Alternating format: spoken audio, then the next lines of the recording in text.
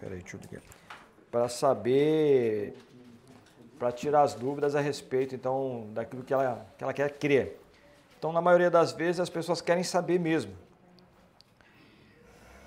Então, para que existe a apologética? Nós falamos na aula passada o motivo da existência da apologética, né? Vou repetir aqui para alguns irmãos que não têm, rapidamente, só os tópicozinhos, né? Eu falei que a apologética é a união de duas palavras, apo, né? Defesa, apologos, que seria a defesa de um pensamento, de uma ideia. Então, os objetivos da apologética, primeiro é fortalecer a nossa própria fé. Então, quando a gente conhece a verdade nos liberta. Tem um famoso exemplo daquele maior especialista em notas de dólar falsa. Já ouviu falar? Tinha um grande especialista lá na Casa da Moeda Americana, onde faz as notas de dólar, né? E tinha um rapaz que trabalhava lá que ele era, no mundo, era o maior expert. Ele pegava a nota falsa na mão, podia ser mais bem feita que fosse, ele botava na mão, é falso. Verdadeira, falso. E batata, né, em cima. Um dia alguém perguntou para ele, mas vem cá, rapaz, existem milhares, talvez até milhões de notas falsas, aí cada um faz de um jeito, né? E tem notas aí de dólar, irmãos, que é quase melhor do que a original. Aí o cara consegue identificar. Aí perguntaram, mas como você faz para decorar todas as notas falsas? Aí ele falou assim, eu não conheço nenhuma nota falsa, eu só conheço a verdadeira. Então, conhecendo a verdadeira, tudo que bater na mão tiver diferente, é descartável. Então, conhecereis a verdade, e a verdade vos libertará. Então, se você conhece a verdade, pode se levantar qualquer movimento aí herético, alguma seita. Seita e heresia é mais ou menos a mesma coisa, né? Nem toda seita é uma heresia, mas toda heresia é uma seita. Por que nem toda seita é heresia? Seita é você ter um caminho, né? Vamos supor, nós temos aqui o tronco Assembleia de Deus. Aí, de repente, acontece algum problema em alguma igreja e os irmãos estão descontentes. Nem sempre quem sai da igreja é o que está em pecado. Muitas vezes quem sai da igreja é o certo. E os que estão em pecado ficaram. Tá? Então é bom tratar logo isso, porque nem todo mundo que sai, né? Às vezes aconteceu alguma coisa grave lá e os irmãos estão descontentes, não querem consertar, os irmãos então saem. A gente tem liberdade, nós não somos escravos de sistema nenhum, né? Então vamos supor que tem ali o tronco Assembleia de Deus, aí saíram ali os irmãos, né, um obreiro ali, e abriu uma outra igreja ali, e bota lá Assembleia de Deus da Missão. Ou Assembleia de Deus, vamos botar, a Missão já tem, né? Assembleia de Deus da Esperança, por exemplo. Então, agora vai ter Itajaí, outra igreja, outra cidade qualquer, tem a Assembleia de Deus lá, né? Da convenção, e tem uma outra lá que a gente chama de genérica, né? Mas os irmãos, se você falar, como é a Assembleia de Deus, é a mesma coisa. Então, é uma seita porque saiu da Assembleia, mas enquanto continuar com os mesmos ensinamentos, né, embora seja uma seita, mas ela não é uma heresia, está ensinando as coisas iguais. Agora, a partir do momento que você sai de uma igreja, você não, alguém sai da igreja, porque tem pensamentos atravessados, diferentes do que a Bíblia ensina. Ah, eu entendo que Jesus não é Deus. Ó, perigo, isso é uma heresia, né? Aí ele pega e sai e leva um monte junto.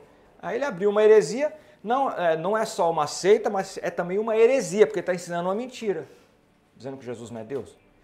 Tá? Então nem toda seita é uma heresia, agora toda heresia é uma seita. Entendeu a diferença? Então, como nós estamos estudando apologética, é bom que se diga isso. E hoje nós estamos vivendo também uma época... Olha, irmãos, eu já ouvi uma estatística aí, eu não sei se era 100 mil ou 200 mil desigrejados. Sabe o que é desigrejados? Desigrejados são as pessoas que saíram da igreja. As pessoas saem da igreja por 3 motivos. Ou porque não quer ficar debaixo da liderança, ou porque foi machucado, foi decepcionado, foi frustrado, foi desconsiderado, ficou triste com alguém lá, ou porque o problema dele é com a questão financeira. Então são esses 3 motivos. Se você achar outro aí, você me fala. Mas os 3 motivos básicos pelos quais as pessoas saem da igreja são esses. Então o desigrejado ele vai sair. Eu tive um colega meu que era um desigrejado, né? E ele morava num condomínio lá no Rio de Janeiro. E pensa num rapaz assim de Deus, né? Muito querido, pessoa muito querida. Ele era da Igreja Batista, né? E aí depois aconteceu algum problema lá, ele ficou machucado e saiu. E arrumaram lá no condomínio uma garagem, não sei se era na garagem dele, e começaram a fazer reuniões lá. Ele, a família dele e mais alguns também machucados. Começaram a reunir lá, né? Aí eu falei assim, aí ele falou, nós nos reunimos lá na garagem e tal. Aí eu falei, então é uma congregação. Não é congregação, a gente só reúne para fazer o culto. Tá, mas como é que vocês se mantêm lá? Né? Não, aí a gente, cada um dá uma ajuda. Ah, então é oferta. Não, tem oferta não. É uma igreja, né? É um desigrejado, né? Mas é uma igreja. Então eles não são desigrejados, esses aí que estão se reunindo, eles são destemplados, né? Eles não frequentam um templo, né? Não tem lá um lugar. Quer dizer, tem um lugarzinho na garagem, né? A gente chamaria aqui de um ponto de pregação, né? Mas existem desigrejados que não se reúnem com outras pessoas, eles ficam em casa mesmo. Eles fazem um culto ele mesmo, ele, a família dele. Eu sozinho não sou igreja, irmãos. Nem você sozinho não é igreja. Agora, com vocês aqui, eu sou igreja. Eu sou um membro do corpo. Aqui está o corpo. Eu sou um membro. O que acontece se eu cortar o meu dedo aqui, Márcio, e jogar lá fora? O que vai acontecer com esse dedo? Até umas 4 horas, 5 horas ainda dá para enxertar, né? Passando disso, o que vai acontecer? Vai ficar podre, vai feder, vai cheirar mal. Não tem mais como enxertar no corpo. Vai morrer. Então assim é o membro que sai do corpo. A gente precisa de estar junto em comunhão. Nós só somos igreja enquanto estamos em comunhão. Então, a apologética, então, ela nos ajuda, né, a fortalecer a nossa própria fé. Porque a partir do momento que a gente começa a estudar os ensinos errados, né, de outras seitas e heresias, isso vai fortalecer a nossa fé. Ajuda também a fortalecer a fé dos nossos irmãos em Cristo. Então, não só a minha, mas dos nossos irmãos. De repente alguém tem dúvida sobre alguma questão, nós aprendemos, estudamos e a gente pode ensiná-los, né? Então, como membros do corpo de Cristo, temos o dever de fortalecer a fé uns dos outros. A palavra de Deus nos recomenda isso, lá em Colossenses 3,16. Habite ricamente em vós a palavra de Cristo. Instruí-vos e aconselhai-vos mutuamente, uns aos outros, né? Em toda a sabedoria, louvando a Deus com salmos e hinos e cânticos espirituais, com gratidão em vosso coração. Estudamos apologética também para remover barreiras intelectuais dos descrentes. Às vezes nós temos entendimentos equivocados sobre algumas coisas. E todos nós temos algum entendimento errado sobre o que a Bíblia ensina. Eu tive pessoas que procuraram me ajudar no meu começo de fé, que eram pessoas muito sinceras no que me ensinavam. Mas em algumas coisas eles eram sinceramente equivocados. Então algumas coisas eu tive que ajustar. Não é que os irmãos vão...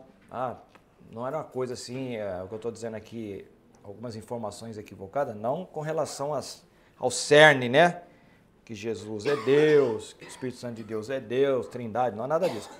Algumas coisinhas, alguns detalhes da fé que eu precisei ajustar depois. E quem diz que não cresce, irmão, no decorrer, é uma pessoa que então que não está... Quem diz que não muda é uma pessoa que não cresce, né? Então nós temos que mudar o nosso conceito. A própria palavra de Deus nos diz lá em Romanos 12, né? E não vos conformeis com este mundo, mas transformai-vos pela renovação do vosso entendimento, para que experimentais qual seja a boa, agradável e perfeita vontade de Deus, né? Então, nós estamos vivendo uma mudança constante. Cada dia a gente vai sendo confrontado. Quando Jesus disse lá, e conhecereis a verdade vos libertará, o verbo utilizado ali, a verdade vos libertará, é o futuro do indicativo ativo, é o fia, né? A gente não tem esse verbo no português, mas lá no grego tem. Significa, como se fosse assim, conhecereis a verdade, Aqui é só futuro. só futuro. Então, a diferença é que a gente nós só dizemos assim, conhecereis a verdade vos libertará, que é o presente do futuro, futuro simples, né? Mas no grego é o futuro do indicativo ativo, é um futuro que continua em ação. Então seria assim, conhecereis a verdade e a verdade vai libertando a cada dia. Então quando Jesus diz conhecereis a verdade vos libertará, quer dizer que cada dia a gente vai ter que mudar. É progressivo, né? É progressivo, muito bem, ó mestre, né? E o que Oséias não falou a mesma coisa? Conheçamos e prossigamos em conhecer. Então, nosso conhecimento com Deus, irmãos, não é estático. O que é estático? Parado. Ele está sempre evoluindo, né? Então, se um dia eu me converti e fiquei aqui na divisa, a divisa que é entre estar com o Senhor e o mundo, eu tenho que me afastar cada vez mais, ó. Conheçamos e prossigamos em conhecer o Senhor. Ó, eu vou me afastando da divisa. O problema é que tem muito crente que passa a vida inteira na divisa. Ele está na igreja, mas está doido para voltar para cá. Ele está sempre... Sabe a divisa que é a divisa, né? Na fronteira. Está ali, ó. E tem uns que são tão cara de pau, né? Que eles dizem assim, Deus é bom, mas o diabo não é tão ruim. Não sai da divisa. Então a recomendação é que saiamos da divisa. Né? Falou na divisa, chegou aí o faraó. Bem, trouxe o bode? Doutor Hugo. Pastor, falando em defesa da nossa fé, Fala. esse dia tive um debate com um crente, né, uma pessoa de escola dominical, acerca do pedir dinheiro de emprestar dinheiro a juros. É o Salmo 15, né? Já diz lá. E acredito que não tem aqui dentro da igreja não, pessoas que fazem isso não. Não, Só debati sobre isso. E aí ele disse a mim que o pecado não era emprestar. Eu não mato não, eu só bato. O pecado não era emprestar e sim não pagar aquele dinheiro que pegou emprestado. E aí nós tivemos um debate, eu disse, Varão, não existe o cara que se diz ser crente, pastor, presbítero, seja lá quem for o cara eclesiástico da igreja, e empresta dinheiro a juro, essa pessoa ela não está ajudando a outra, ela está colocando um pé na cabeça do outro. É verdade. E isso para mim é pecado. A maldição está nos dois, tanto para o que pega como para o que empresta. Então, assim, tivemos esse debate. Então, assim, esse debate, na minha opinião, é um debate apologético que eu estou em defesa da minha fé em relação a isso. Você concorda? Não, Salmo 15 diz, quem Senhor vai dar a vida eterna, quem estará no seu santo monte, ele vai falar, dentro das características de quem vai morar com ele, é quem não empresta dinheiro a juros, né? Salmo 15, né? 15, né, chefe? Ele não fala aquilo lá, ele não especifica que é o seu irmão. Não que eu esteja defendendo, mas ele não é taxativo lá. Eu concordo com você. Olha só, vamos supor uma coisa. Eu te peço um dinheiro emprestado, vamos supor, dá para você emprestar 10 mil? Eu falo assim, irmão, olha só, o meu dinheiro está na minha poupança. Ele rende um jurinho lá da poupança. Não é pecado se você não, eu pago lá o juro da poupança para você não perder, isso é justo. Mas vai caber você ou não, eu não estou cobrando juro. Você está pagando. Eu estou dizendo que, irmão, eu não vou te cobrar nada, mas o que vai me render lá na poupança é isso, então acho que isso é justo, né? Mas se eu empresto, eu digo, não, eu vou emprestar, mas agora 20%. você... aí não. Aí é o que você falou, você está botando... Aí é 20%. Mais jugo. Peso sobre o cara. Tá, e se a inflação tiver mais alta, igual já teve aí de 20 e tantos %, o irmãozinho vai lá, tira a única reservinha que ele tem da poupança. Também empresta pro irmão, o irmão esquece de pagar, compra isso, compra aquilo, compra não sei o que lá, e passa 2 anos aí sem pagar o irmão, aí vem depois de 2 anos querendo pagar o mesmo valor, com a inflação aí de... suponhamos, 20%. É complicado, mas tem... Mas foi emprestado a juros o dinheiro? Não estou falando assim. Não, mas se estava aplicado, ela está falando. Quero chegar assim. aí seria correto? Eu, assim, ó, eu no meu ponto de ver, se eu tenho dinheiro, o irmão vem e ó, irmã, irmão empresta, eu pago tanto. Eu vou lá tirar banco. Porque esse é um debate. Eu não vejo pecado nenhum. Quem pode me emprestar o celular com o arquivo que eu mandei? Eu deixei meu celular lá Isso embaixo. Isso é uma questão. Que eu mandei. É só para eu ler o que eu mandei. É. Só para acompanhar aqui. É o Salmo 15 mesmo. Senhor, quem habitará no teu tabernáculo? Quem, É o versículo 5. Versículo 5, tá. Aquele que não empresta o seu dinheiro com usura. Usura significa... Juro. Não, sim, juros abusivos. É. E eu... Então pode emprestar, desde que o juros não seja abusivo. Pronto. O nosso papo não é empréstimo. Vamos lá. Senão nós vamos ficar presos nisso aí, eu não vou andar. Alguém que trabalha na Via Crédito, na Sicredi. Mas não é pecado. Não. É 5% ali, ó. 5 ali, ó. Eu vou falar uma coisa e vou encerrar aqui, ó. Irmãos, olha só. Recentemente eu não tinha condição de emprestar. Uma pessoa me pediu, eu falei, meu Deus, vai ficar negativa a minha conta, mas senhor, a tua bênção. Aí emprestei lá uma quantia para a pessoa, né? Aí passou uma semana, lá na Marinha eu estava dando curso, de repente, do nada apareceu outro curso, 10 vezes mais eu ganhei do que eu emprestei. E aí? Então, não estou dizendo que isso seja a regra, tá? Mas é aquilo, faça a prova. Vamos lá. Eu vou falar aqui sobre apologética, né? Eu falei que ia falar sobre a maçonaria. O que vocês acham? A maçonaria é uma religião ou é uma sociedade secreta? É uma religião. Alguns deles dizem que não é religião, é sociedade secreta, mas vamos provar aqui. Por quê? Vamos lá, vamos começar aqui no primeiro... Mas vamos ver por que é uma religião. Vamos ver por parte primeiro aqui. Eu mandei a apologética parte 6 aí, ó, confissão do primeiro grau. Vamos ler aí, ó. No primeiro grau da maçonaria, o candidato admite que é profano. Você sabe o que é profano? É o contrário do santo. É o contrário de santo. E a Bíblia diz, sede santos, porque o Senhor vosso Deus é santo. Vós sois sacerdócio santo. Não é? Então, eu sou santo. Depois que eu me converti ao Senhor, eu sou santo, eu sou santificado pelo Senhor. Santo porque fui santificado. Né? Então, como é que eu vou fazer parte de uma sociedade secreta lá, que chame o que quiser, e na hora de fazer lá, passar de um grau para outro, eu tenho que me confessar que eu sou um profano, que não conheço a luz? Vamos continuar aqui, ó. Então, o candidato admite que é profano, que está nas trevas, em busca da luz, pois a maçonaria afirma que todos que não são maçons estão em trevas. Agora a resposta apologética. Pastor, senhor. Onde é que está esse rapidinho? Eu estou procurando. É o primeiro slide que eu mandei para você aí. É o 6 aí, maçonaria parte 6. A palavra profano aparece em Hebreus 12:16 com relação à pessoa de Esaú. Por que o Esaú profanou lá? Porque ele vendeu algo que era sagrado. O que era sagrado?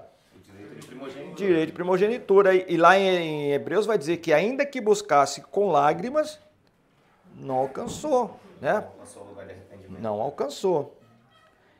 Então, profano significa um homem secularizado. A Bíblia diz que éramos trevas antes de conhecermos a Jesus. Jesus, a luz do mundo, nos transportou do reino das trevas para o reino da luz. Por isso somos filhos da luz.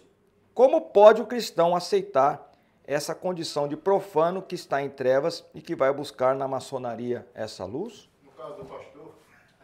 Pior ainda, né?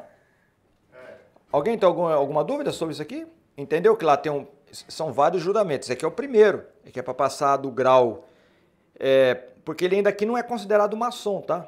Enquanto não faz, ele vai fazendo as visitas lá, ele pode frequentar a loja maçônica lá a vida inteira, mas enquanto ele não fizer essa confissão aqui, ele ainda não é maçom, tá? E são 33 graus lá para o camarada alcançar, né? Vamos ver aqui mais. Aí o segundo slide aqui, que é a parte 7. O juramento da maçonaria. Ó. Em cada grau, o maçom é submetido a um juramento. Diz, eu, aí vai falar o nome, né? Juro e prometo de minha livre vontade, por minha honra e pela minha fé, em presença do grande arquiteto do universo, que eles chamam de Gadu. Gadu é grande arquiteto do universo, tá? Então, quando aparecer Gadu aí em algum lugar, você já sabe o que é. Que mais? Uma das maneiras como os mormons também se referem a Deus, né? E perante esta assembleia de maçons solenes, e sinceramente, ele está prometendo, nunca revelar qualquer dos mistérios da maçonaria que me vão ser confiados, senão a um legítimo irmão. Eles chamam o outro lá de irmão, tá? Ou em loja regularmente constituída. Nunca os escrever, gravar, imprimir ou empregar outros meios pelos quais divulgá-lo. Então, uma vez que está lá dentro, não pode falar do que viu. Por que chama de loja? Eles vão comprar? É uma loja. É porque antigamente começou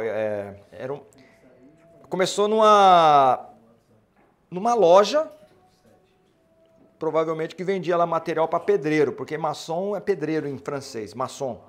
Então, a reunião deles era numa loja. Então, a minha confusão na cabeça que era marcenaria, eu não estava tão errada assim. Não é marcenaria, eles são pedreiros, eram pedreiros. Maçom em francês é pedreiro. Então, provavelmente porque começou numa loja. E aí, por tradição, ficou a loja maçônica, né? Mas boa pergunta, isso aí, tem que perguntar mesmo. Estou ainda. Aí ele diz assim, ó, se violar esse juramento, seja-me arrancada a língua, o pescoço cortado, meu corpo enterrado na areia do mar, onde o fluxo e o refluxo das ondas me mergulhem em perpétuo esquecimento, sendo declarado sacrílego para com Deus e desonrado para os homens. Amém, ó. É amém. É religião ou não? Termina com amém. E ainda tem grande arquiteto do universo. É um Deus. Então é religião. Enumeramos algumas objeções, agora vamos à resposta apologética. Objeções contra o citado juramento da maçonaria. É proibido pela Bíblia jurar. Não jureis nem pé, terra, nem pelo seu cabelo, nada. Tem um caráter profano. Nele o cristão declara entregar o seu corpo para ser mutilado por uma sociedade secreta. Como, irmãos? Nosso corpo é santo. Você sabia, talvez seja a dúvida de alguém, não tem nada a ver com a aula aqui, mas quem sabe já se questionou. Cremação. Não existe um exemplo na Bíblia sobre cremação de homens tementes a Deus. Toda cremação que aconteceu na Bíblia é sempre alguma coisa ruim. Tanto é que quando você queria exterminar com a memória de alguém, a pessoa era queimada. A Santa Inquisição queimava. Ah, não, a Igreja Católica não mandava matar, não matava. Realmente, desculpa, a Igreja Católica não matava, ela mandava matar. Não mesmo. Que mais mataram? Olha, milhares de milhares. Inclusive judeus também. O que mais? Então ele tem um caráter profano, nele o cristão declara entregar o seu corpo para ser mutilado. O nosso corpo pertence a Deus e não estamos autorizados a entregá-lo a uma sociedade mundana. O segredo organizado e sistemático, como é próprio da maçonaria, é contrário ao ensino bíblico. Aí tem vários versículos, depois vocês podem ler em casa. Eu mandei já para vocês aí, para vocês deixarem. Agora que você falou da cremação, então é pecado fazer cremação? Olha, irmãos, eu não vou arriscar dizer que é pecado, mas eu não tenho base bíblica nenhuma para queimar. Não. Eu jamais entregaria meu corpo para ser queimado. Eu posso doar meus órgãos. O pó retornará, não é a cinza retornará. Não é a cinza. Então, mas você pode ver na Bíblia toda, todas as pessoas que foram queimadas, era sempre em situação vexatória, ruim, maligna e de maldição. Lá em Levítico diz que os efeminados, que são os homossexuais, eles tinham que ser queimados porque a terra, o sangue não podia correr na terra, o sangue deles. Os homossexuais. Onde é que está escrito isso? Lá em Levítico, naquela monte de lei. Que Bíblia que é a tua? Qual é a tradução dela? Nunca vi isso aí. Ouvi e não reparei. Não, sério, pode mandar pra mim isso aí.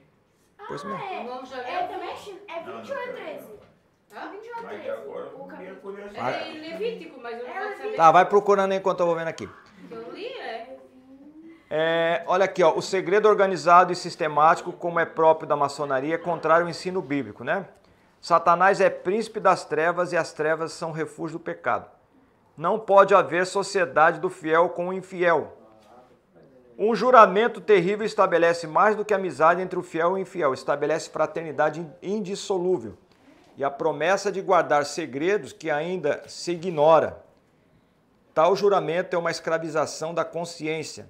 Não podemos, sem infidelidade a Deus, submeter nossa consciência a um poder estranho. Nem para Deus eu posso jurar, quanto mais para uma sociedade. Ainda fazer aliança com gente que não tem compromisso com Deus. E ainda dizer que eu estou na treva. Que eu sou um profano. Irmãos, não precisa nem ser teólogo, não precisa nem frequentar a escola dominical. Basta aceitar Jesus, o cara já está vendo que tem alguma coisa errada nisso aqui. E como é que pastor participa disso? Irmão, é difícil, é complicado. Vamos ver o outro aí. O próximo, o terceiro. A parte 8. Símbolos da maçonaria. Ainda tem isso aí. O símbolo, aqui os mais conhecidos, né? O esquadro, que simboliza a moralidade. O esquadro é aquele 90 graus, né? Não estou fazendo L aqui não, tá? É o esquadro. É esquadro, né? O compasso, que traz algumas vezes uma letra G. Você pode ver que na maçonaria tem um esquadro e um compasso e uma letra G no meio. G, por que essa letra G? Essa letra G, ela remete à época de Platão, o filósofo Platão, porque ele era um geômetra. A filosofia platônica, eles ensinavam que o princípio da sabedoria era o triângulo equilátero, aquele triângulo que tem 3 lados iguais, né? Então, eles diziam que o princípio da sabedoria estava lá. E o Platão criou uma academia para ensinar filosofia. E tinha uma placa logo na entrada, inclusive eles eram chamados de geômetras. Geômetras começam com que letra? G. Então tinha uma placa na porta da academia que o Platão criou, para se ensinar as verdades deles lá, filosóficas, que tinha a placa escrita assim: se você não souber geometria, nem entre. Então tinha que ser geômetra para entrar lá. E veja que a maçonaria, ela pega essa ideia dos geômetras e bota lá o G. Então, veja, irmãos, assim como Platão já fazia, ele tipo que elitizava um grupo, né? Era só um grupo que sabia geometria, que poderia fazer parte de lá. Então, a maçonaria também elitiza um público específico. Não que você tenha que saber geometria, mas você é escolhido para estar lá, você não é qualquer um que entra lá, né? Ah, mas eles fazem coisa boa? Fazem. Vamos falar das coisas, eles fazem. Eles fazem trabalhos aí, como é que fala? Social e, como eu falei aqui, até a minha cunhada, ela foi alvo de ajuda deles, né? Quando Deus manda? Até o diabo obedece, irmão. Sabe uma coisa que me deixa curioso? Tudo que envolve a filosofia parte do lado grego, dos filósofos gregos.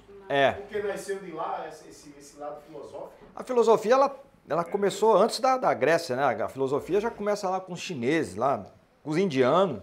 Só que ela tomou mais corpo na Grécia a partir do ano 600 a.C. E mais ainda depois do ano 400 lá com Sócrates. Tanto é que, assim como Jesus divide a história antes de Cristo e depois de Cristo, existe a filosofia pré-socrática e depois de Sócrates, que é pós-socrática. Ele dividiu a história da filosofia. Entendeu? Então vamos lá. Só para a filosofia oriental, ela é mais voltada por sabedoria, assim, aquelas. Dividida em regiões, então. Ela é mais assim, como é que eu vou dizer? Tipo provérbios, é uma coisa assim mais. Ela não se preocupa em em questionar a existência das coisas. A filosofia não, ela quer saber da existência, por que existe sol. A filosofia oriental não faz isso. Ela só faz a contemplação do que já existe. Assim como o sol brilha, aquele que faz o bem brilhará como o sol. É tipo essas coisas, entendeu? Você pegar lá o do Confúcio, lá, que é o Confúcio, né? Ou estudar lá o shintoísmo, que é uma religião filosófica. Né? Isso é chuva? Olha. Então vamos lá. Então, ó, quais são os símbolos? O esquadro, o compasso, a letra G. De onde vem mesmo a letra G? Do geômetra, está escrito aí, né? A estrela A amejante, né? Que é o pentagrama. Pentagrama. Bafomete lá, aquele bode. Cuidado, né? Que mais? Tem cinco pontas, talvez remete aos pitagóricos, né? Cujo número sagrado, como os dos maçons, 0,5. Representa o termo ideal da conjunção perfeita das duas polaridades opostas, feminina e masculina. O nível, veja que é tudo coisa de pedreiro aqui, né? Esquadro, compasso, nível é o prumo, né? Ou não, nível é aquele que bota com aquela aguinha, né? Representa a igualdade. Todos os homens devem ser nivelados do mesmo plano. O prumo, agora, indica que o maçom deve ser reto no julgamento, sem se deixar dominar pelos interesses nem pela afeição. O sol, veja que o sol é algo que é adorado desde sempre, né? O egípcio é a maior divindade dos egípcios, que é o deus Ra. Tanto é que quando Deus mandou as pragas, ele foi tomando a sopa pelas bordas, né? Primeiro pegou lá o rio Nilo, que era um deus, matou ele. Matou ou não matou? Ele feriu e saiu sangue. Ele não transformou a água em sangue, ele matou o Deus, por isso que ele sangrou. Tem que entender isso, né? Aí depois vem o sapo, as moscas, o piolho, a saraiva, as pragas dos animais. A penúltima, chegou na penúltima lá que era... vem o gafanhoto. Depois vem as trevas. As trevas foi a penúltima. Por que foi a penúltima? Qual foi a última? Primogênito. Então a penúltima foi a maior divindade. Qual era a maior divindade? O sol. E ficou 3 dias sem nascer o sol. E eles faziam 3 sacrifícios diários para o sol, para Ra. 3 dias. Só que a Bíblia diz que lá no Egito havia trevas, mas lá onde estavam os judeus havia luz. Sol não, havia luz, é diferente. Esses detalhes tem que pegar. Não tinha sol, mas tinha luz. Precisa de ter sol para ter luz? Não, né? A Nova Jerusalém tem sol? Mas tem o quê? Tem luz. Você está gostando? Já está anotando aí a mensagem para domingo? Olha lá. O sol é a fonte da vida, a positividade da existência do homem. O avental, eles usam um avental com a letra M, né? Usado por todos os maçons durante as sessões, representa a pureza, a inocência. A espada, que é o símbolo da igualdade, da justiça e da honra, corresponde à consciência e à presença divina na construção do templo. Presença divina é religião, não é? Sim. As colunas são 3 as colunas do templo maçônico. Uma significa o masculino, a força, a outra a feminina e beleza, e a terceira a sabedoria. Então veja que é uma mistura de religião com filosofia, com coisas místicas, né? Os 3 tipos de coluna da arte grega? Dórica, jônica e coríntia? Não, ela é coluna mesmo, normal. Maçonaria, parte 5. Aí, a religião agora, Como já vimos no início deste estudo, os maçons procuram desmentir o fato de que a maçonaria seja uma religião. Quando mostramos na literatura deles, nos mais renomados autores, características de religião da maçonaria, geralmente respondem: isto é a interpretação pessoal do autor e não representa a maçonaria. Para evitar esse tipo de problema, Aí tem um John Arkenberg e John Weldon, escreveram para 50 grandes lojas dos Estados Unidos com a seguinte pergunta: como um líder maçom oficial, que livros e autores Vossa Senhoria recomenda como tendo autoridade com relação ao tema maçonaria? Eles receberam resposta de 25 grandes lojas. Em primeiro lugar ficou Henry Cole, sua obra Cole, Maçônica Enciclopédia, tal. Vamos mais para frente aqui. Albert McKinney disse: a maçonaria pode ser corretamente chamada de instituição religiosa. Ó. A tendência de toda a verdadeira maçonaria é com a religião. Veja as antigas doutrinas, suas sublimes cerimônias, seus profundos símbolos e alegorias, tudo focalizando o verdadeiro ensino religioso. E quem pode negar que a maçonaria é uma instituição eminentemente religiosa? Além dessa declaração inequívoca de uma autoridade indiscutível, acrescentamos que a maçonaria tem todas as características de religião. Olha agora, ó, possui orações de abertura e encerramento de todas as suas cerimônias. Templos ou lojas e consagração à loja é um ato essencialmente místico esotérico, pois quem dá vida a uma loja é o grande arquiteto do universo, que eles falam que é Deus, né? Segundo o mesmo dicionário, na maçonaria, o tratamento entre seus adeptos é o de irmão. Cerimônias fúnebres e enterros maçônicos, chamados de exéquias, significam funerais. Uma pompa fúnebre obedecendo o ritual apropriado. Batismo de criança, doutrinas, código moral e juramento. Então, irmãos, depois vocês acabam de ler aí, até o final aí. Só o final eu vou ler aqui, ó. Por que não querem ser uma religião? A razão é óbvia. As lojas não terão novos adeptos se todos tomarem conhecimento de que se trata de uma religião de caráter secreto. Neste caso, as pessoas, principalmente aqueles que já pertencem a um segmento religioso, não se interessariam por iniciar-se na maçonaria. Assim, a maçonaria declara que não é uma religião e que também não interfere na religião de ninguém, e afirma ainda que uma das razões da sua existência é ajudar a diversas igrejas. Olha aí.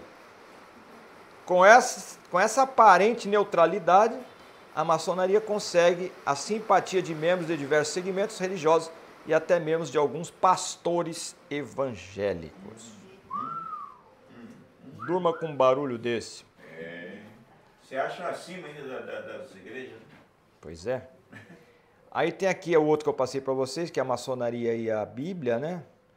Ensina que a Bíblia é a grande luz da maçonaria. Para ser religião tem que ter livro sagrado. E a Bíblia é o livro sagrado também deles, né?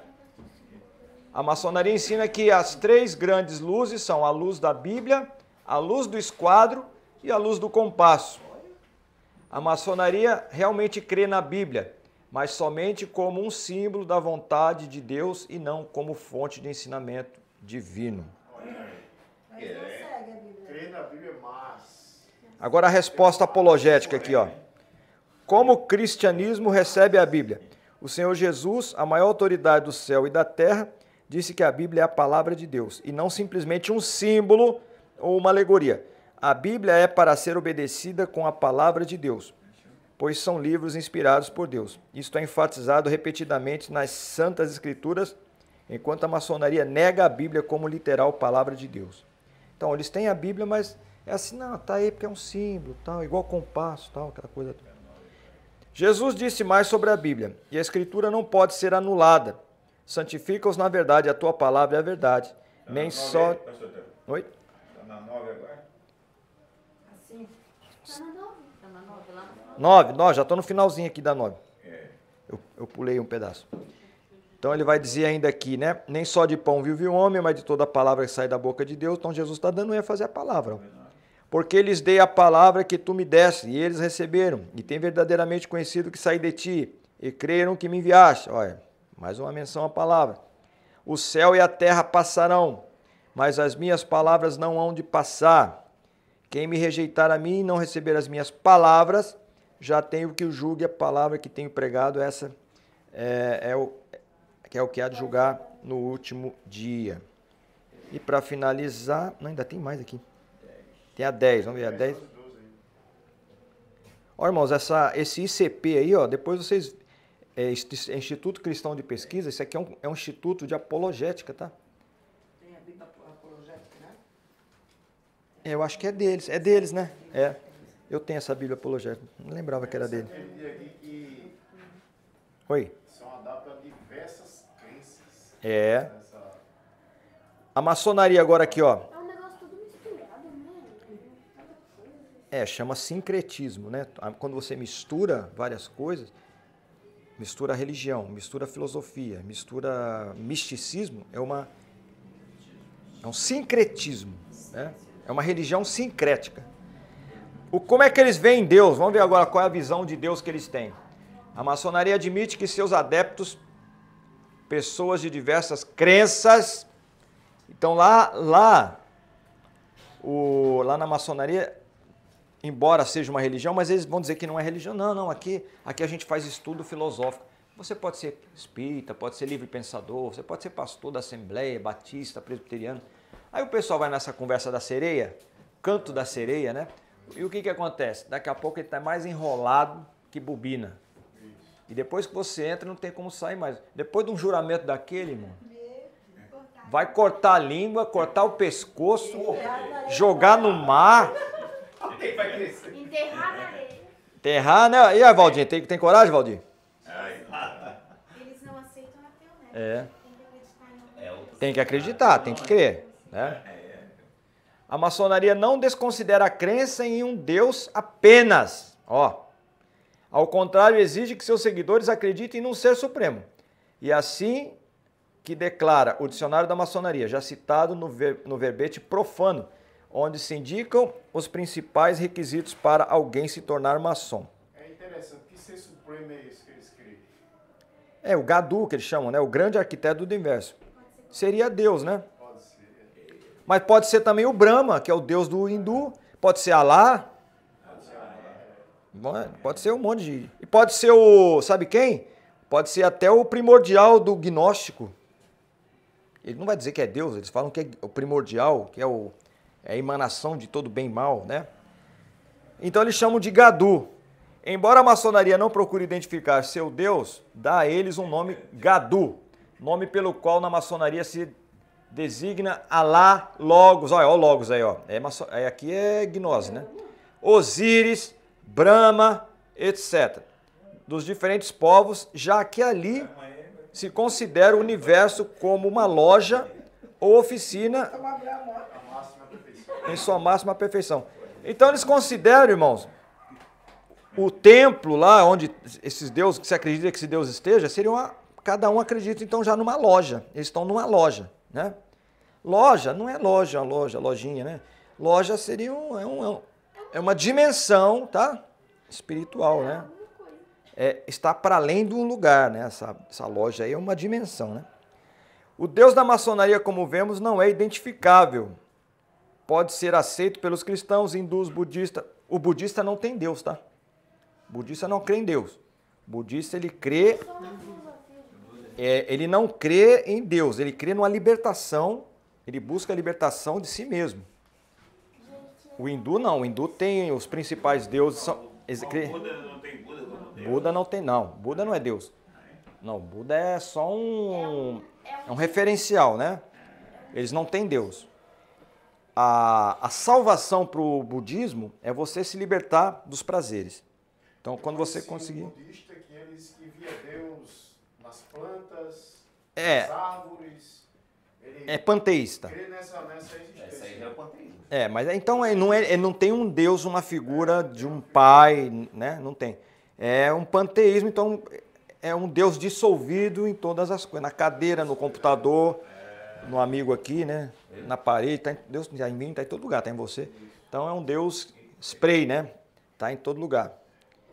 Já a gnose não diz que Deus está em todo lugar, diz que tem um pouquinho de Deus em cada. Então não é panteísmo, é panenteísmo. É diferente, tá? Panteísmo é Deus em tudo. Panenteísmo é um pouco de Deus em cada um, cada coisa. Mano. E a gente tem que ensinar a verdade nesse meio todo aí. Viu aí a responsabilidade? A importância da apologética. Apologética. Irmãos, responda para mim aqui agora. Quem aqui em Itajaí está tendo a oportunidade de ouvir uma matéria dessa aqui agora? Vocês estão tendo? Eu duvido que algum lugar está ensinando isso aqui. Não está. Não estou falando para a glória minha, não. Estou falando para a glória do Senhor. O Jean, que Deus tocou no coração de botar pessoas aqui para aprender. E eu tenho certeza que vocês estão aprendendo isso aqui não é para nada. Né? E sem deixar de levar em consideração, né, pastor Daranda, a gente está fazendo menção acerca das religiões, isso sem deixar de mencionar, as heresias existentes dentro também, porque, por exemplo, a primeira epístola de Pedro, salvo engano, uma foi para combater os problemas externos e outro problemas internos, como a igreja sempre teve, né? Pessoas... Atos 20, 25, 26, temo que quando eu partir, lobos venham e outros se levante dentro. Fora e dentro. Já estava ali. Fora e dentro, exato. Já estava. Não, dentro no grupo de pessoas que Paulo, o evangelho ali, tinha pessoas ali. Foi da minha partida. Desse que Cristo chamava de... Desenrola. Ele botou uma coisa errada aqui, ó. Ele está dizendo que aqui ele está dizendo que o budismo acredita em Buda como Deus. O budismo não crê em Buda como Deus. Eles creem nessa visão que tudo tem Deus, não é? O Buda não é Deus. Buda é uma referência, né? O Deus do mormonismo é um homem exaltado, os mormons, né? Entronizado nos mais altos céus e partiu da condição de homem, Adão, até atingir a divindade. Esse aqui é outro, o Zeph Smith, né? Então, o que a maçonaria, na verdade, quer dizer é que não aceita o Deus de qualquer religião, mas muda a crença em Deus de cada religião numa forma de gadu. Então, você acredita em quê? Você é budista? Então, a busca eles chamam até de... Não é Sansara, é... Moksha, né? A Moksha são 5 passos para você alcançar a libertação de si mesmo. Isso está lá no budismo, né? Então, é a libertação dos prazeres. E quando você conseguir se libertar de todos os prazeres, você então alcança um estado de nirvana. Nirvana. O Buda era um nirvana. Nirvana é aquele cara que se esvaziou completamente de si. Né? É um tipo de ascetismo religioso, pastor? É, um ascetismo. O asceta, né? E tem o Nirvana, que é do budismo, e tem o Mahatma, que é do hinduísmo, né? O Mahatma Gandhi lá.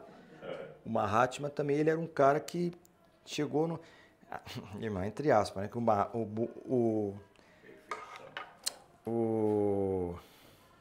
Gandhi, eu vou falar do Gandhi, né? Aquele carequinha, de óculos assim, né? Diz que ele fez voto de castidade, né? Ele era casado e falou para a mulher, a partir de hoje nós não vamos ter mais vida sexual. Só que, né?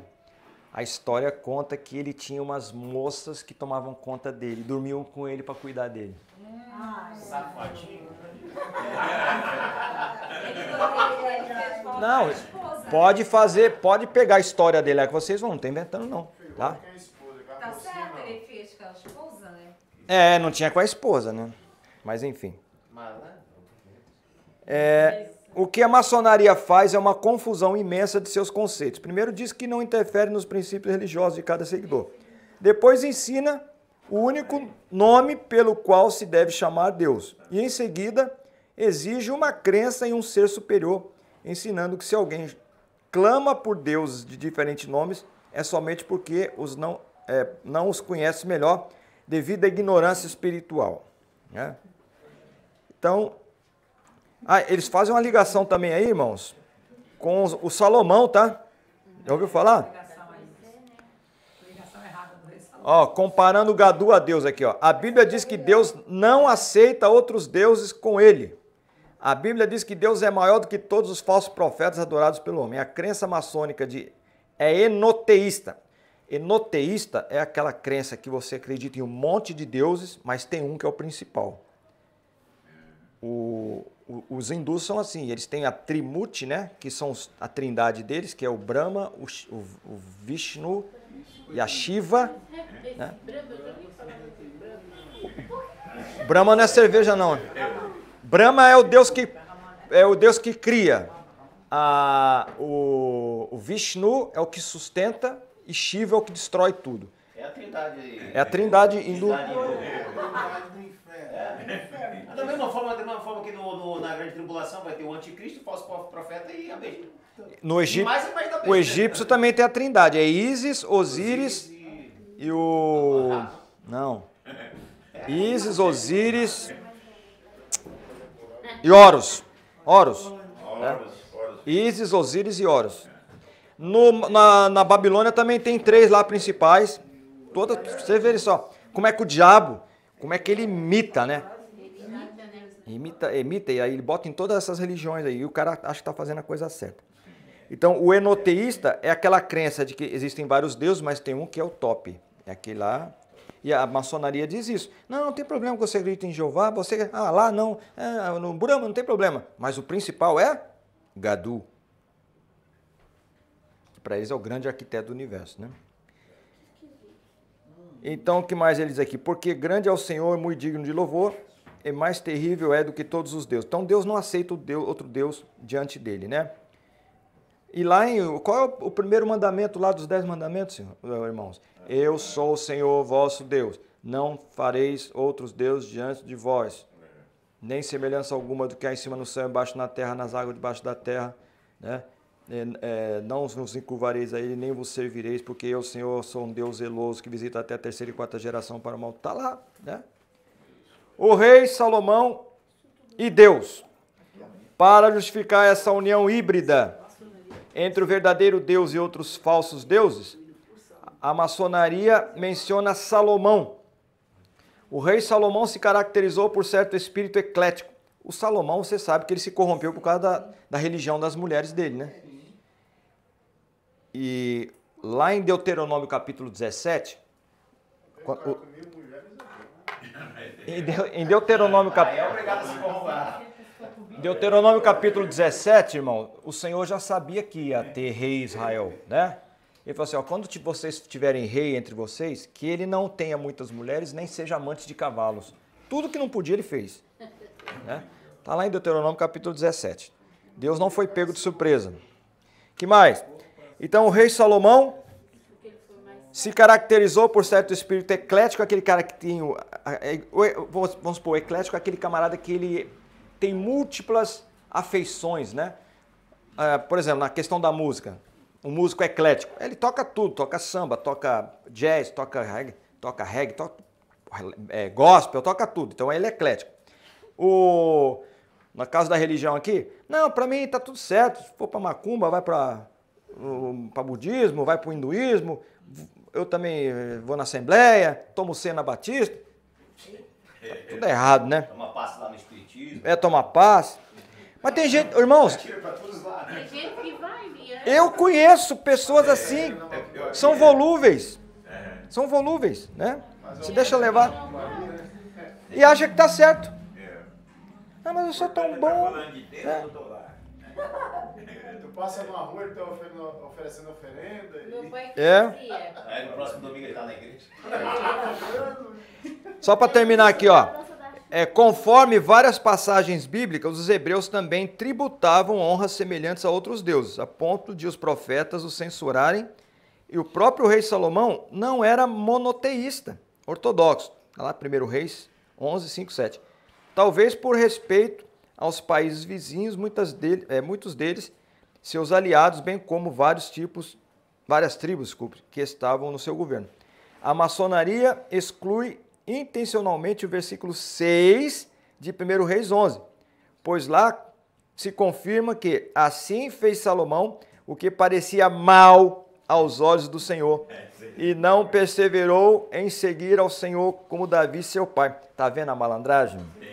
Embora no seu reinado não houvesse divisão, tal aconteceu no reinado do seu filho Roboão, justamente por causa da apostasia de Salomão. E só para finalizar aqui, o ocultismo na maçonaria. Vamos ver aqui. A maçonaria possui também seu lado oculto. Ocultismo, irmãos, é aquilo que é feito com as portas fechadas. É feito no secreto. Né? Vamos lá. Ninguém sabe o que eles fazem lá, porque eles têm que fazer... Então, o último que falou perdeu o pescoço. O último que falou tá lá no fundo do mar. Então, ocultismo é o estudo dos mundos superiores ao físico. O astral, mental e outros. É o conjunto de métodos ou disciplinas da educação individual. A maçonaria também tem seu lado oculto, que uns sistemas e ritos realçam mais do que outros. Porém, todos têm o mesmo objetivo de aperfeiçoamento moral, intelectual e espiritual do homem, do que decorre direitos, deveres e inalienáveis. A revista Ano Zero de 1992 declara: o esoterismo na maçonaria é dos elementos que mais fascinam os iniciados e também pessoas que não fazem parte da ordem. Então, essa coisa de falar, olha, aqui tem umas coisas secretas aqui, isso aí, o ser humano... Não é? Tem gente que vem para a igreja por causa disso. Eu não sei, claro, não estou comparando, pelo amor de Deus, só estou dizendo assim, porque os irmãos lá falam uma língua que ninguém entende, eu vou lá, eu me sinto bem lá, não sei se você ouviu falar isso aí, né? Mas aqui nesse caso, são aquelas chamadas, são chamados conhecimentos místicos, né? Você tem que aprender. E olha, irmãos, que teve uns movimentos meio esquisitos nas igrejas evangélicas, uns 10, 15 anos atrás, que era chamado do G12, se lembra? E eles diziam que tinha um grande encontro, que coisas tremendas aconteciam. É um encontro tremendo, né? E tudo que acontecia lá não podia falar. Você se lembra disso? Quem participava de lá não podia falar o que acontecia lá. O Terra Nova não era o líder? O Terra Nova, é o teu amigo lá. O Terra Nova. E Terra Nova é um deles, né?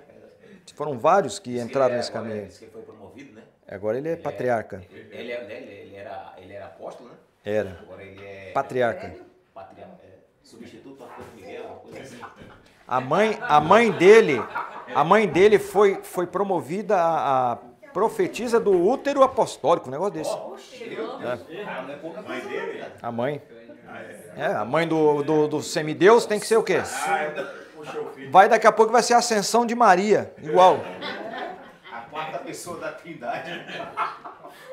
A maçonaria. Rapaz. Meu Deus, ela já foi. Meu Deus. Mas começou mais tarde. Eu tô sabendo. Eu tava na parada dele esperando o Jean. Tu não perdeu nada. A maçonaria é potencialmente uma religião ocultista e abre a porta para o mundo do ocultismo, incentiva a aceitar-se o ocultismo basicamente de 5 maneiras. 5 maneiras de aceitar o ocultismo. Aceita as premissas da nova era e o conceito da moderna parapsicologia. Lembra do padre Quevedo? Esto não existe, né? Parapsicólogo. Aquelas coisas que ninguém explica. Então, quando você abre portas para essas coisas aí, já está mostrando que tem pendores para místico, né? Segundo, apresenta artes mágicas semelhantes a outras entidades. 3, incentiva o maçom a procurar verdades esotéricas. Esotérica é aquelas coisas que estão para além daquilo que a gente consegue ver, né? Pensar, né? Oi? É misticismo, né? É misticismo? Os filmes de Céus, Exorcistas, aqui em Atos, capítulo 19. Que levaram o cacete. Eu conheço o Paulo. Está integrada ao misticismo e incentiva o desenvolvimento do estado alterado da consciência. E muitos maçons estão trabalhando para o que se denomina a maçonaria oculta. Amém, irmã? Muito obrigado.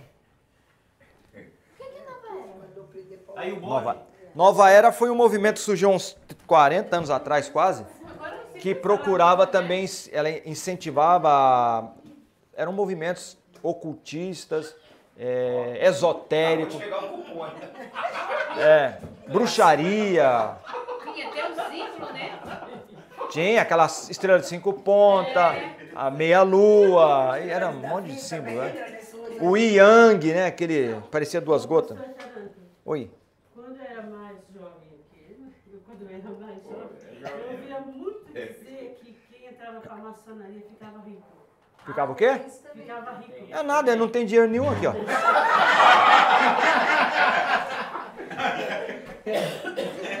Trabalha no posto lá, o coitado. Eu não, trabalho aqui, eu sou garçom. Eu sou garçom. A benção. Quem recebe... Eu sou garçom, eu não sou... O Isaías é rico? Você é rico, Isaías? Aí, não fica rico não, o Isaías também, ó. Quem mexe com Shopee é maçom também. Mexe com o quê? Quem recebe mensagem da Shopee Shopee? tem envolvimento com a maçonarismo, né? Não, economizar para emprestar juros. É para economizar. Oi, fala. Deve ter. O negócio que você estava falando no começo, na minha Bíblia lá, de Salmo 15, lá, tem uma referência com Êxodo 22 ali. Sobre o sangue lá da terra. Aqui, ó. Se você emprestar dinheiro a alguém do meu povo, ao pobre que está com você, não trate com ele como um credor que impõe juros. Viu? Então emprestar pode, só não pode Cobrar juros. E sobretudo a usura, que é o juros abusivos. O banco vai pedir um empréstimo do Itaú, acho que é o quê? 14%? Não, entra no cheque especial para ver. É 10. Não, se é 14, 10, aí já não é mais pecado. O cheque especial, o cartão de crédito. Eu paguei o mínimo uma vez, mano, pra nunca mais... Não, sempre mínimo já era. Eles metem a faca debaixo do sovaco pra ver o cara ver sorrindo. O mínimo ali é... Mata esse quadrante ainda, né, Fábio? Hã? Mata O esse mínimo ali quadrante. tá pagando a porcentagem dele, pô. O mínimo é a porcentagem. Vai vir de novo. Deixa eu dar uma adiantada aqui na questão da nossa matéria aqui. Mas valeu, né? Foi importante essa... É apologética. Isso aqui é apologética, que nós passamos aqui para vocês. Informações. E assim como tem eles ali, os maçons, as outras também nós vamos pegar os pontos negativos deles e aí vamos refutar com a Bíblia. Isso que é apologética. Aí a gente vai ter mais argumento para falar com o testemunho de Jeová. Tem crente que tem medo de falar com o testemunho de Jeová, porque não tem argumento. Né? Não é para mandar, vamos orar aqui para mandar embora, não.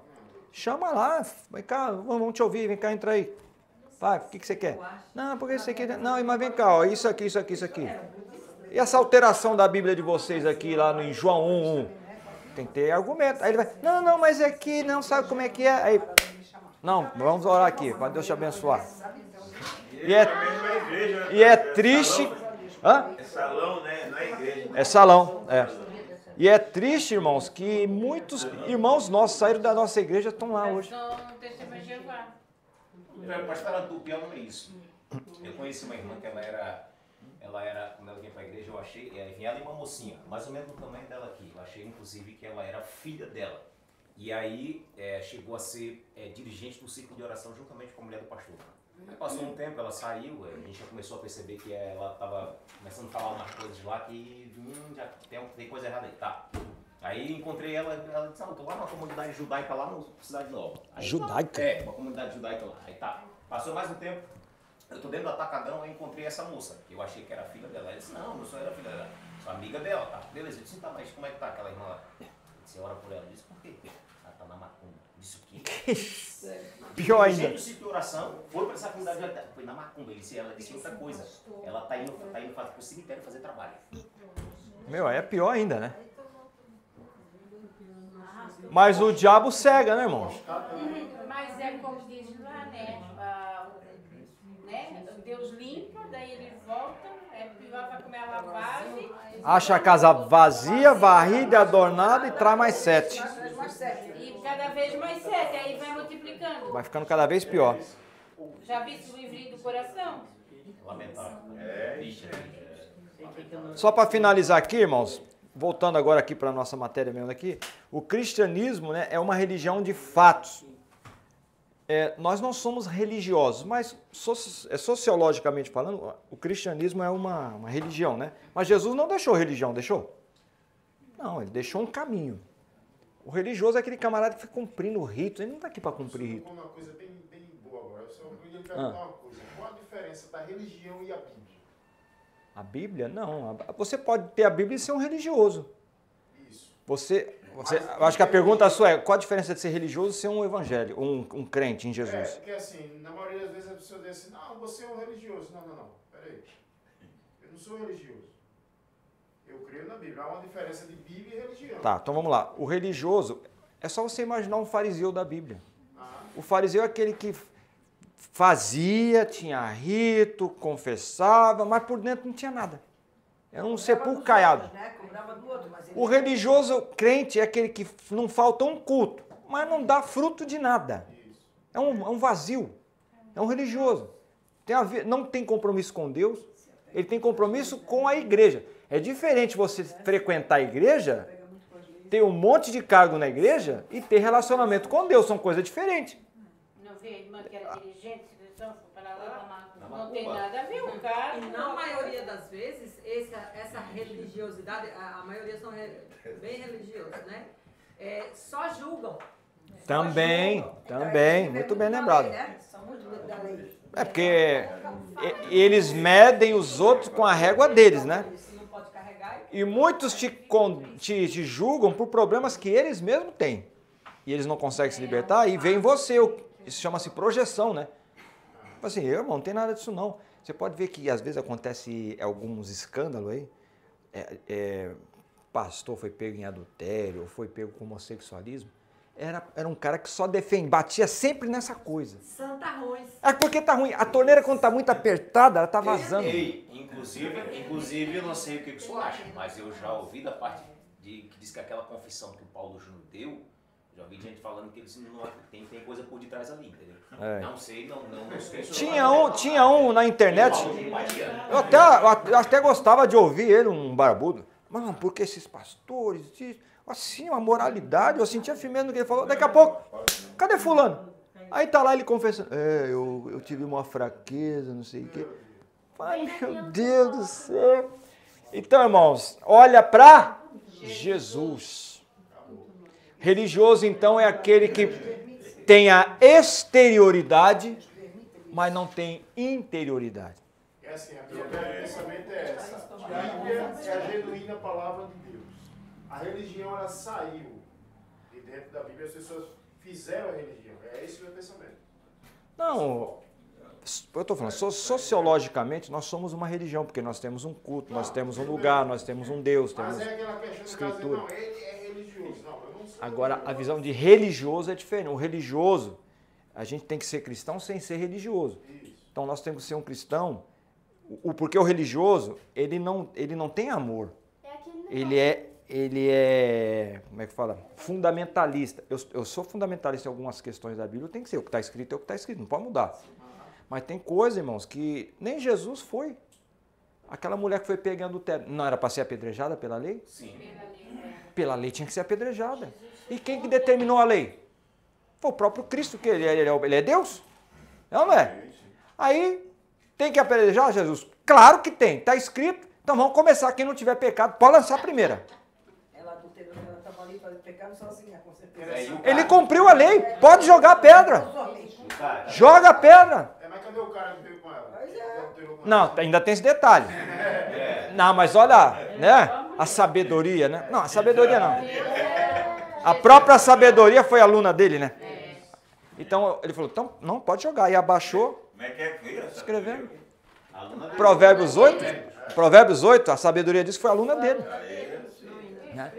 Então, o senhor falou, não, claro, vamos cumprir a lei, pode jogar pedra. Agora, quem não tiver o pecado, pode começar jogando a primeira. Começaram a sair de quem? Dos mais velhos. Quem tinha mais pecado. Né? Mas vamos embora. Né? Então, na próxima aula a gente continua. Mas foi bom. Na próxima aula, então, a gente continua aqui, vai ser a terceira aula